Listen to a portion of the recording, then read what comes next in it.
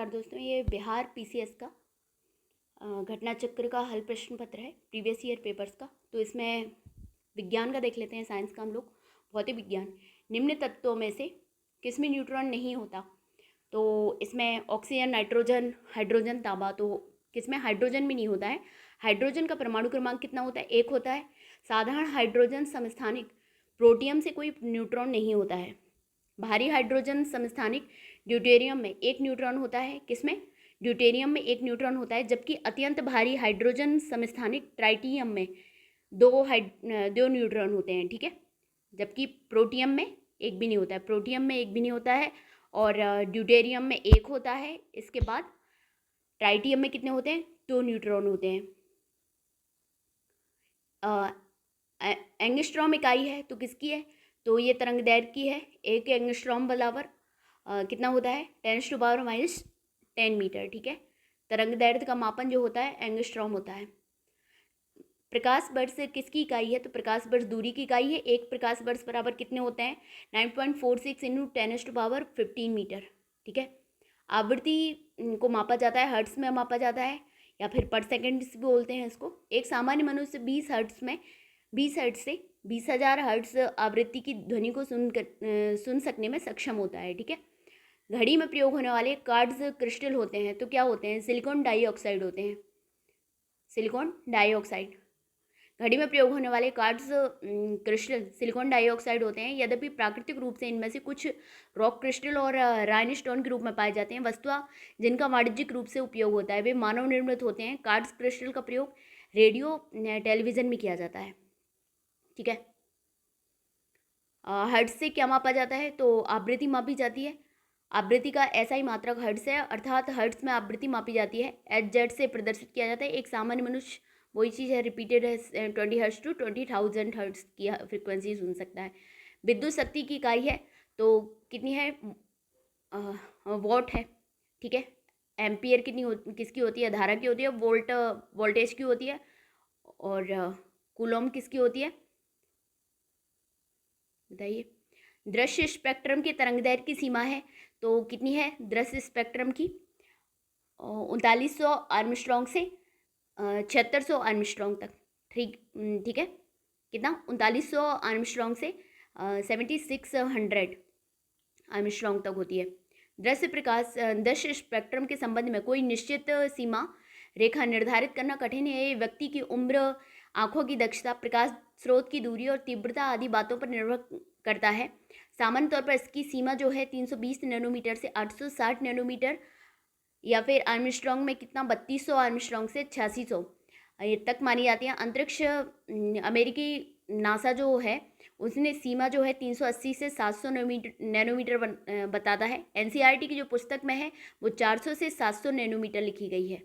ठीक है, दृश्य प्रकाश की। सौर विकिरण निम्न में से किस परास में दिखता है? तो किसमें? 100 से 400 नैनोमीटर में दिखता है सौर विकिरण। आर्द्रता किस उपकरण से मापी जाती है? तो हाइग्रोमीटर से आर्द्रता मापी जाती है। और हाइड्रोमीटर से द्रवों एवं जल के तुलनात्मक घनत्व का मापन किया जाता है। दाब की इकाई क्या है? तो दाब की इकाई क्या होती है? न्यूटन पर वर्ग मीटर होता ही है। ठीक है, न्यूटन पर मीटर स्क्वायर या फिर, ठीक है, या इसे क्या बोलते हैं? पास्कल बोलते हैं। दाब का मात्रक क्या होता है? दाब का मात्रक क्या होता है? न्यूटन पर मीटर स्क्वायर होता है या फिर पास्कल भी बोलते हैं। निम्नलिखित में से कौन सी अदिश राशि है? बल, दाब, वेग, त्वरण। तो वेग सदिश राशि है, त्वरण सदिश राशि है, बल भी। तो दाब नहीं है, दाब क्या है? अदिश राशि है। ठीक है, निम्नलिखित में से किस राशि का मात्रक नहीं है? तो प्रतिबल, बल, विकृति का नहीं होता है कोई मात्रक। बाकी प्रतिबल, बल और दाब का होता है। ठीक है, किसी वस्तु की विमा में आया परिवर्तन या उस वस्तु की मूल विमा के अनुपात को विकृति कहते हैं। विकृति एक विमाहीन राशि है। लाल प्रकाश का तरंगदैर्घ्य बैंगनी प्रकाश से कम है। लाल प्रकाश का तरंगदैर्घ्य बैंगनी प्रकाश से कम है। लाल प्रकाश का तरंगदैर्घ्य बैंगनी प्रकाश से ज़्यादा है। हाँ, बैंगनी प्रकाश से ज़्यादा होता है लाल प्रकाश का तरंगदैर्घ्य। और बैंगनी प्रकाश का जो फ्रिक्वेंसी होती है वो अधिक होती है। ठीक है, और लाल प्रकाश की फ्रिक्वेंसी कम होती है। ठीक है, तो बैंगनी रंग का तरंगदैर्घ्य सबसे कम व आवृत्ति सबसे अधिक, जबकि लाल रंग का तरंगदैर्घ्य सबसे अधिक व आवृत्ति न्यूनतम होती है। जब दिन में पानी पर साबुन की फिल्म दिखाई देती है तो यह सुंदर रंग दिखाती है। यह घटना का कारण क्या है? तो प्रकाश का व्यतिकरण है, ठीक है। उसके कारण अनेक रंगों की और सुंदर दिखाई देती है। एक परमाणु के केंद्र का धनावेशित हिस्सा कहलाता है प्रोटॉन, न्यूट्रॉन, इलेक्ट्रॉन या न्यूक्लियस। तो एक परमाणु के केंद्र का तो न्यूक्लियस कहलाता है। एक परमाणु के केंद्र का धनावेशित हिस्सा नाभिक या न्यूक्लियस कहलाता है। नाभिक परमाणु का केंद्रक होता है। परमाणु के नाभिक में प्रोटॉन और न्यूट्रॉन अवस्थित होते हैं, न्यूक्लियॉन कहते हैं। प्रोटॉन धनात्मक आवेश युक्त मूलभूत कण है और न्यूट्रॉन उदासीन होता है, जिस कारण नाभिक जो होता है वो धनावेशित होता है। प्रोटॉन और न्यूट्रॉन का द्रव्यमान जो होता है 1.672 इंटू 10⁻⁻27 किलोग्राम होता है। और इसकी खोज जो की थी प्रोटॉन की रदरफोर्ड ने और न्यूट्रॉन की किसने? चैडविक ने की थी। एक ठोस के सीधे गैस में परिवर्तन को क्या कहते हैं? तो ऊर्ध्वपातन कहते हैं, ठीक है। एक ठोस के सीधे गैस में परिवर्तन को क्या कहते हैं? ऊर्ध्वपातन कहते हैं, जैसे मोमबत्ती का, ठीक है। वह ताप बिंदु जिस पर ठोस, द्रव और गैसीय अवस्थाएं एक साथ रह सकती हैं, तो उसको क्या बोलते हैं? त्रिक बिंदु कहते हैं। वह ताप जिस पर ठोस, द्रव और गैसीय अवस्थाएं एक साथ रह सकती हैं, त्रिक बिंदु या ट्रिपल पॉइंट कहते हैं। उदाहरण स्वरूप 611.657 पास्कल आंशिक वायु दाब पर 273.16 केल्विन 0.01 डिग्री सेंटीग्रेड जल का त्रिक बिंदु है, जिस पर द्रव जल, ठोस बर्फ और जल वाष्प एक साथ पाए जा सकते हैं। कॉस्मिक किरणें क्या है? कॉस्मिक किरणें आवेशित कण हैं, अनावेशित कण हैं, आवेशित और अनावेशित दोनों हो सकती हैं। और तो आवेशित कण हैं, ठीक है। अच्छा, जो कूलॉम्ब है, कूलॉम्ब आवेश का मात्रक ही होता है, ठीक है। ऊपर जो पूछा गया था, किसमें, कहाँ पूछा गया था, ठीक है, पूछा गया था। तो कूलॉम्ब किसका होता है? आवेश का होता है। तो इसमें क्या है कि आवेशित होती हैं। कॉस्मिक किरणें विद्युत चुंबकीय स्पेक्ट्रम का भाग नहीं है। ये उच्च ऊर्जा के आवेशित कण हैं जो अंतरिक्ष में लगभग प्रकाश की गति से गमन करते हैं। 2G स्पेक्ट्रम में अक्षर G किस शब्द के लिए प्रयुक्त होता है? जनरेशन के लिए प्रयुक्त होता है। रडार का आविष्कारक कौन था? तो रॉबर्ट वॉटसन जो थे वो रडार के आविष्कारक थे। रेडियो डिटेक्शन एंड रेंजिंग है रडार का फुल फॉर्म, रडार का। 1935 में इसका पहला प्रयोग किया गया था। द्वितीय विश्व युद्ध में इस व्यवस्था का उपयोग हवाई हमलों में पूर्व सूचित करने के लिए किया गया। गॉड पार्टिकल है। गॉड पार्टिकल क्या है? हिग्स बोसॉन है। हिग्स बोसॉन एक मूल कण है जिसकी प्रथम परिकल्पना वर्ष 1964 में की गई और इसका प्रायोगिक सत्यापन जो है 14 मार्च 2013 को किया गया। वैज्ञानिक समुदाय के बाहर और मीडिया द्वारा अक्सर इस कण को ईश्वरीय कण या गॉड पार्टिकल उपनाम से संदर्भित किया जाता है। हिग्स बोसॉन कण की खोज करने वाले वैज्ञानिकों की जोड़ी ब्रिटेन के पीटर डब्ल्यू हिग्स हैं और बेल्जियम के डब्ल्यू एंगलर्ट को वर्ष 2013 के भौतिक विज्ञान के क्षेत्र में नोबेल पुरस्कार से पुरस्कृत किया जा चुका है। किसको? पीटर डब्ल्यू हिग्स को, बेल्जियम के डब्ल्यू एंगलर्ट को, ठीक है। अच्छा, हिग्स बोसॉन का नाम जो है वो पीटर डब्ल्यू हिग्स पे और सत्येंद्रनाथ बोस, हाँ, इन्हीं पे दिया गया है। सर सीवी रमन को भौतिकी का नोबेल पुरस्कार प्राप्त हुआ है, तो 1930 में प्राप्त हुआ था नोबेल प्राइज़। नोबेल प्राइज़ देख लेते हैं एक बार। रविन्द्रनाथ टैगोर को 1913 में साहित्य में मिला था, फिर सीवी रमन को 1930 में मिला था भौतिकी में, और हरगोविंद खुराना को चिकित्सा के क्षेत्र में 1968 में मिला है। फिर 1983 में सुब्रमण्यम चंद्रशेखर को चंद्रशेखर सीमा के लिए मिला था। मदर टेरेसा को फिर 1979 में शांति के लिए मिला है। अमृत सेन को 1998 में गरीबी की परिभाषा के लिए मिला है। परिभाषा क्या? संकल्पना के लिए, कल्याणकारी राज्य के लिए इन्होंने बताया था, ठीक है। कैलाश सत्यार्थी को शांति के लिए 2014 में मिला था। अच्छा, इससे पहले बी रामकृष्णन इन्हें रसायन के क्षेत्र में 2009 में मिला है और ये भारतीय मूल के अमेरिकी हैं, ठीक है।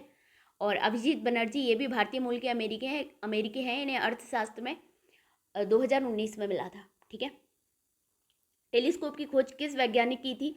तो गैलीलियो ने टेलीस्कोप की खोज की थी। इस सदी की शुरुआत में हवाई जहाज का आविष्कार किसने किया था? तो राइट ब्रदर्स ने हवाई जहाज का आविष्कार किया था। 1 माइक्रोन बराबर है, तो 1 माइक्रोन किसके बराबर होता है? 10⁻³ mm के, ठीक है। 40 डिग्री सेल्सियस का मान फ़ारेनहाइट स्केल में है 40 डिग्री सेल्सियस का मान, तो कितना हो जाएगा? F बराबर 9/5 C प्लस 32 ये फॉर्मूला है, इससे लगा के हम लोग निकाल सकते हैं, 104 हो जाएगा। बाकी जो 37 डिग्री सेंटीग्रेड होता है वो 96.8 फ़ारेनहाइट के बराबर होता है, 98.6 फ़ारेनहाइट के बराबर होता है। ठीक है। क्रोमेटोग्राफी की तकनीक का प्रयोग होता है तो एक मिश्रण से पदार्थों को अलग करने में, किसी मिश्रण से विभिन्न पदार्थों को अलग करने में क्रोमेटोग्राफी तकनीक का प्रयोग होता है।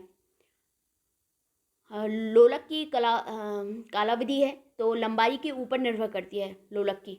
ठीक है, क्योंकि उसका जो फॉर्मूला होता है टी इक्वल टू क्या होता है, आवर्तकाल जो होता है उसका 2π√L/g है। तो किस में, लंबाई पे डिपेंड कर रहा है जो टी है, आवर्तकाल। ठीक है। बल गुणनफल है तो बल किसका गुणनफल है, द्रव्यमान और त्वरण का। तो T बराबर mv-u/t आ जाता है, F बराबर। ठीक है। और त्वरण ज्ञात करने का सही सूत्र कौन सा है, तो इसमें कौन सा हो जाएगा, इसमें A बराबर v-u/t हो जाएगा। निम्नलिखित में से कौन सी राशि सदिश नहीं है, तो कौन सी सदिश नहीं है, आयतन ही है, बाकी विस्थापन, बल, वेग ये सदिश राशियां हैं। पदार्थ के संवेग और वेग के अनुपात में कौन सी भौतिक राशि प्राप्त की जाती है, तो द्रव्यमान प्राप्त की जाती है, mv/v बराबर m होता है। ठीक है। 1 किलोमीटर दूरी का तात्पर्य क्या है, 1000 मीटर है। 1 पिकोग्राम बराबर होता है, कितना होता है, 10⁻⁻12 ग्राम होता है पिकोग्राम बराबर। आप एक लिफ्ट पर खड़े हैं, लिफ्ट के फर्श पर आपके भार द्वारा लग रहा बल क्या होगा, तो लिफ्ट के 9.8 मीटर पर सेकंड स्क्वायर के त्वरण से नीचे आते समय शून्य होगा। ठीक है। क्या होता है इसमें, लिफ्ट के 9.8 मीटर पर सेकंड स्क्वायर के त्वरण से नीचे आते समय लिफ्ट के फर्श पर व्यक्ति का दबाव नहीं पड़ता है, अतः उस समय फर्श पर उसके द्वारा लग रहा बल कितना होता है, शून्य होता है। यदि एक पंख, एक रबर की गेंद और एक लकड़ी की गेंद निर्वात में एक समान ऊंचाई, इसमें नीचे आते समय था क्या, आप एक लिफ्ट में खड़े हैं, अच्छा ठीक है, बी होगा। यदि एक पंख, एक रबर की गेंद और एक लकड़ी की गेंद निर्वात में एक समान ऊंचाई से स्वतंत्रतापूर्वक एक साथ गिर रहे हैं तो क्या होगा, पंख सबसे पहले ज़मीन पर पहुंचेगा, निर्वात की बात कर रहे हैं, ये ध्यान देना है। तो रबर की गेंद सबसे पहले ज़मीन पर पहुंचेगी, लकड़ी की गेंद सबसे पहले ज़मीन पर पहुंच जाएगी, तीनों एक साथ ज़मीन पर पहुंचेंगी। तो इसमें आंसर क्या हो जाएगा, इसका डी हो जाएगा। क्यों, क्योंकि निर्वात की स्थिति में वायु प्रतिरोध शून्य होने के कारण पंख, रबर की गेंद और लकड़ी की गेंद एक समान ऊंचाई से स्वतंत्रतापूर्वक एक साथ गिराए जाने पर तीनों एक साथ ज़मीन पर पहुंचेंगी, क्योंकि उनका अंतिम वेग जो है उनके द्रव्यमान से स्वतंत्र होगा। अच्छा, क्या मैंने बोला था, डी होगा इसका आंसर, तीनों एक साथ ज़मीन पर पहुंचेंगी। ठीक है। वायु में ध्वनि तरंग होती है, वायु में ध्वनि तरंग क्या होती है, अनुदैर्ध्य तरंग होती है। ध्वनि तरंग कितनी कौन सी होती है, अनुदैर्ध्य तरंग होती है, जबकि प्रकाश तरंग कौन सी होती है, वो अनुप्रस्थ तरंग होती है। ठीक है। ध्वनि तरंगें यांत्रिक तरंग कहलाती हैं क्योंकि उनके संचरण के लिए द्रव्यात्मक माध्यम, ठोस द्रव्य या गैस, वायु की आवश्यकता होती है। वायु या गैस में ध्वनि तरंग अनुदैर्ध्य तरंग होती है क्योंकि इस माध्यम के घटक जो है तरंग की गति की दिशा के अनुदिश दोलन करते हैं। इसमें क्या होता है, समांतर करते हैं तरंग की दिशा के। रेत व नेफ्थलीन के मिश्रण को किसके द्वारा पृथक किया जा सकता है, तो ऊर्ध्वपातन के द्वारा।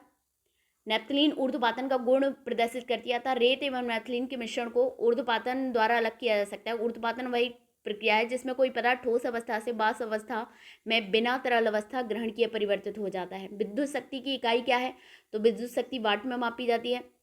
ठीक है। शक्ति बराबर क्या होता है, कार्य अपॉन समय। ठीक है।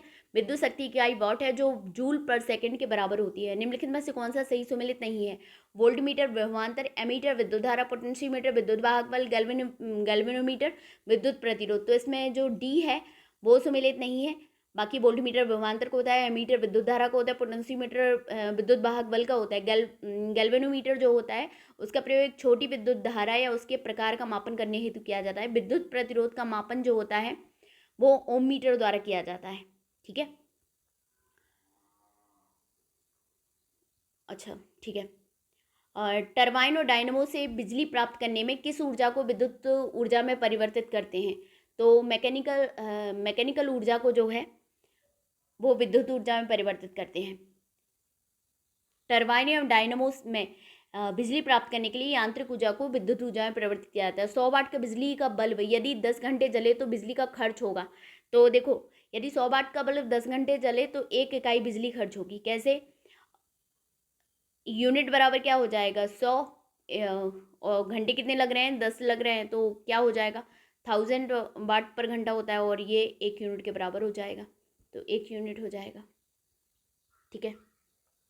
दो समानांतर प्रतिरोध वाले सर्किट का कुल प्रतिरोध 1.403 किलो ओम है। यदि एक प्रतिरोध का मान 2 किलो ओम है तो दूसरे प्रतिरोधक का मान क्या होगा? तो ये 1/R वाले से निकालेंगे। ठीक है, 1/R equal to 1/R1 plus 1/R2 में निकालेंगे हम लोग R2 का मान। एक सामान्य शुष्क सेल में विद्युत अपघट्ट होता है तो अमोनियम क्लोराइड होता है। सामान्य शुष्क सेल में, एक सामान्य सेल में अमोनियम क्लोराइड जिंक क्लोराइड को विद्युत अपघट्ट के रूप में प्रयुक्त किया जाता है तथा मैग्नीज डाइऑक्साइड को कैथोड के रूप में प्रयोग किया जाता है। अमोनियम क्लोराइड या जिंक क्लोराइड को विद्युत अपघट्ट के रूप में प्रयुक्त किया जाता है और मैग्नीज डाइऑक्साइड को कैथोड के रूप में प्रयोग किया जाता है। डायनेमो क्या है? यांत्रिक ऊर्जा को विद्युत ऊर्जा में परिवर्तित करता है। ठीक है, डायनेमो में आर्मेचर चुंबकीय बल क्षेत्र में घूर्णन करता है जिससे विद्युत चुंबकीय प्रेरणा के कारण इलेक्ट्रोमैग्नेटिक बल उत्पन्न होता है। विद्युत मोटर में क्या होता है? विद्युत मोटर में विद्युत ऊर्जा को यांत्रिक ऊर्जा में बदला जाता है। विद्युत धारा निम्न में से किस उपकरण से नापी जाती है? तो एमीटर के द्वारा नापी जाती है। ठीक है, पोटेंशियोमीटर किसी सेल के क्या ईएमएफ विद्युत वाहक बल, ठीक है, का मापन करने वाला उपकरण है। विद्युत धारा किस उपकरण से मापी जाती है? तो एमीटर से मापी जाती है। वोल्ट मीटर से क्या विभवांतर मापा जाता है। प्रकाश में 7 रंग होते हैं, रंगों को अलग करने पर का क्या तरीका है? तो एक प्रिज्म से रंगों को अलग अलग किया जा सकता है। आपतित प्रकाश प्रिज्म द्वारा रंगीन पट्टियों में विभक्त हो जाता है जो 7 रंगों बैगनी, जामुनी, नीला, हरा, पीला, नारंगी और लाल में होता है, विबग्योर। ठीक है, यदि किसी ऐनक के लेंसों की शक्ति +2 डायोप्टर हो तो उसकी फोकस दूरी होगी तो कितनी होगी? 50 सेंटीमीटर होगी। क्यों दूनी होती है? लेंस की क्षमता का मात्रक क्या है? 1/2 है। देखो दूनी क्या, लेंस की क्षमता का SI मात्रक डायोप्टर होता है जिसे प्रतीक D द्वारा निर्देशित किया जाए। यदि फोकस F को मीटर में व्यक्त करें तो 1 डायोप्टर बराबर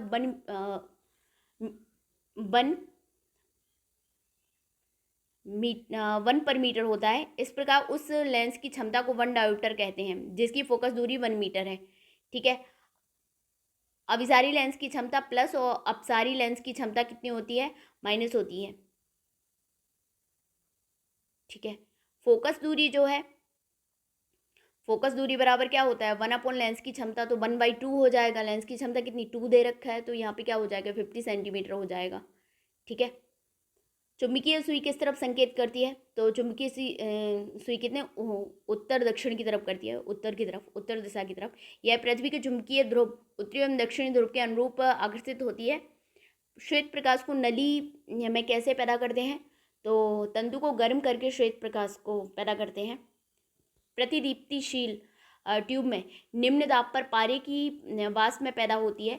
ट्यूब के सिरों पर तंतुओं में विद्युत प्रवाह करने पर पारा वाष्प अदृश्य परावैंगनी किरणें उत्सर्जित होती हैं। ये परावैंगनी किरणें नालिका की आंतरिक सतह पर लेपित प्रतिदीप्तिशील पदार्थ की परत पर मिलकर दृश्य प्रकाश उत्सर्जित करती है। आइंस्टीन को नोबेल प्राइज किस कार्य पर मिला था? तो किस लिए मिला था इन्हें? प्रकाश विद्युत प्रवाह के लिए मिला था। प्रकाश विद्युत प्रभाव के लिए मिला था अल्बर्ट आइंस्टीन को। कब मिला था? 1921 में मिला था, भौतिकी के क्षेत्र में। विद्युत उत्पन्न करने के लिए कौन सी धातु का उपयोग होता है? तो यूरेनियम का उपयोग होता है। ठीक है, नाभिकीय रिएक्टर में ऊर्जा का उत्पादन किया जाता है इससे। कमरे को ठंडा किया जा सकता है कैसे? संपीड़ित गैस को छोड़ने से। आमतौर पर सुरक्षा फ्यूज लगाने के लिए प्रयोग होने वाला तार किस पदार्थ का बना होता है? तो टिन और शीशे की एक मिश्र धातु होती है। फ्यूज एक छोटा तार होता है। यह रांगा और सीसा टिन लेड मिश्र धातु का बना होता है। इसका गलनांक क्या होता है? निम्न होता है, इसलिए ताकि जल्दी गल जाए। ठीक है, शॉर्ट सर्किटिंग, ओवरलैंडिंग, वोल्टता वृद्धि आदि के कारण जब परिपथ में धारा निर्दिष्ट मान से अधिक हो जाती है तो फ्यूज गलकर टूट जाता है। इससे इलेक्ट्रिक और इलेक्ट्रॉनिक उपकरणों के नुकसान होने एवं उनके किसी भी प्रकार की दुर्घटना टल जाती है। निम्न में से कौन सा ऊष्मा का सबसे अधिक कुचालक है? तो इसमें से कौन सा होता है? पारा जो है सबसे अधिक कुचालक है। कोई भी ऐसा पदार्थ जिससे विद्युत धारा का ऊष्मा प्रभावित ना हो कुचालक होता है, जैसे लकड़ी, कांच। ठीक है। सभी धातुएं ऊष्मा की चालक होती हैं, लेकिन अन्य धातुओं की तुलना में लेड एवं पारा की ऊष्मा चालकता कम होती है। लेड एवं किसकी? पारे की। लेड मतलब सीसा। लेड की ऊष्मा चालकता लगभग 34.7 होती है, जबकि पारा की जो चालकता होती है वो 8.31 होती है। तो इसमें सबसे कम किसकी हो जाएगी? पारे की हो जाएगी। ठीक है। अतिचालक का लक्षण है। अतिचालक का क्या होता है लक्षण? शून्य पारगम्यता होती है अतिचालक में। ठीक है। वर्ष 1911 में डच भौतिकी विज्ञानी H.K. ओनेस ने प्रतिरोध पर ताप के प्रभाव का अध्ययन किया। उन्होंने धातुओं के कुछ नमूनों को कुछ केल्विन ताप तक ठंडा करके उसके विद्युत प्रतिरोध की माप की। ओनेस को यह जानकर आश्चर्य हुआ कि 4.2 ताप पर पारे का विद्युत प्रतिरोध शून्य हो जाता है। यह पाया गया कि न्यून तापों पर अनेक अन्य तत्वों और यौगिक भी ऐसा ही व्यवहार दर्शाते हैं। ऐसा व्यवहार करने वाले पदार्थों की अतिचालक कहते हैं। अतिचालक कोई प्रतिरोध प्रस्तुत नहीं करते, इसलिए उनमें ऊर्जा ह्रास के बिना विद्युत धारा प्रवाहित होती है। विद्युत प्रवाहित होते समय ऊर्जा का कोई ह्रास नहीं होता। यही कारण है कि एक स्थान से दूसरे स्थान को विद्युत के संचारण में अतिचालकों का दक्षतापूर्वक उपयोग किया जा सकता है। अतिचालकों का दूसरा अनिवार्य गुण यह है कि वे चुंबकीय बल को अपनी सतह पर ही रोक लेते हैं या अपने भीतर प्रवेश नहीं करने देते हैं, अर्थात इनकी चुंबकीय पारगम्यता जो होती है वो कितनी हो जाती है? शून्य हो जाती है। ठीक है।